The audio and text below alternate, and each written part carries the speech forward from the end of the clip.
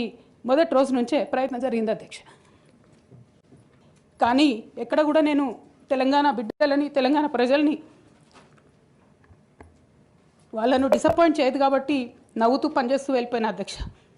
ఇప్పుడు నా దగ్గరికి ఎప్పుడు పెద్దవాళ్ళు, పైరవికారులు, కాంట్రాక్టర్లు ఎవరు రాలేదు అధ్యక్ష. నేను ఎప్పుడు కూడా పేద ప్రజల మధ్యలోనే ఉండి పనిచేస్తున్నాను అధ్యక్ష.